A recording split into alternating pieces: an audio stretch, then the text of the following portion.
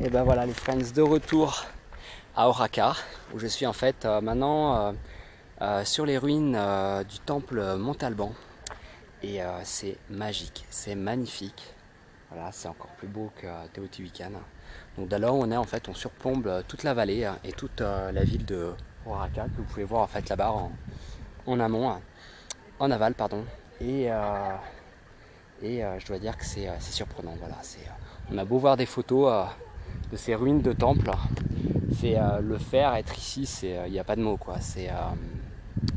Voilà, c'est indescriptible. Voilà, c'est un plaisir intense d'être là et de marcher sur ces ruines. C'est d'une beauté, voilà, à couper le souffle.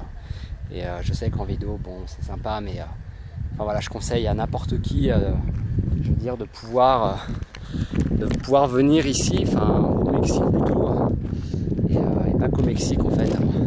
On va dire voilà, je souhaite à tout le monde de pouvoir un jour avoir la chance de découvrir voilà, notre histoire, l'histoire de l'humanité, et de fouler des sites comme celui-là, parce que ça vaut vraiment le détour. Et voilà, pour moi ce sont des lieux sacrés hein, quand même.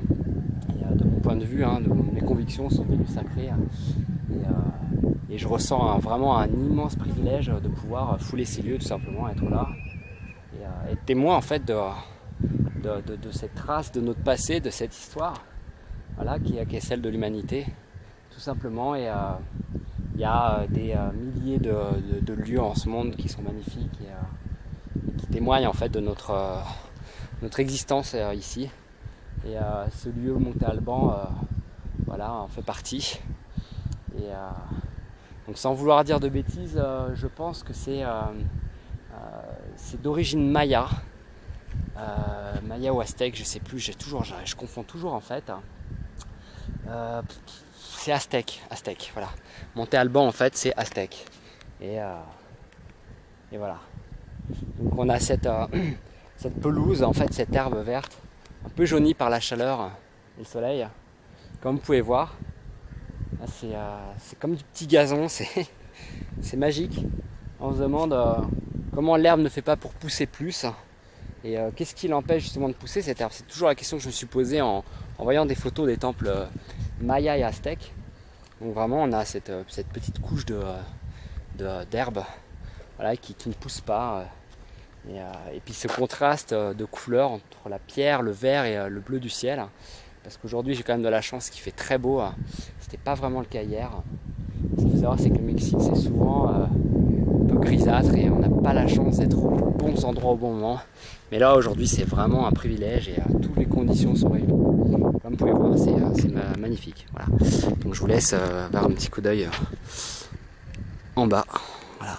Donc là on est à 2000 mètres d'altitude environ. 1875, quelque chose comme ça. Et on est vraiment voilà, au-dessus d'Oaxaca que vous voyez là juste en face. Voilà. Qui est une grande ville. Et malgré tout, enfin, conserve quand même cette ville à garder toute son, on va dire ça, je cherche le mot, je ne le trouve pas. On va dire vraiment toute son authenticité. Voilà. C'est une ville qui a gardé vraiment dans son architecture toute son authenticité. Et parfois il est très difficile de trouver ce qu'on cherche dans cette ville. Par exemple, si vous voulez manger quelque chose ou acheter quelque chose, en fait toutes les échoppes, toutes les boutiques sont en fait imprégnées dans cette architecture qui est appliquée en fait à toutes les échoppes. Et souvent on ne sait pas qu'on rentre dans une boutique, c'est voilà, c'est de la pierre, c'est du vieux et c'est tout en couleur. Voilà, il y a un petit côté un peu cubain et très estival, et en tout cas c'est une atmosphère et une ambiance qui est très chaleureuse. Voilà. Donc si vous passez par le Mexique, je vous conseille de faire un tour par Oaxaca. Voilà, ça vaut le détour et n'importe comment, ça fait partie des choses à voir, on va dire, au Mexique. Voilà les friends, et bah écoutez, je vous dis à plus tard pour une autre vidéo, dans un autre temple, dans un autre lieu. Ciao.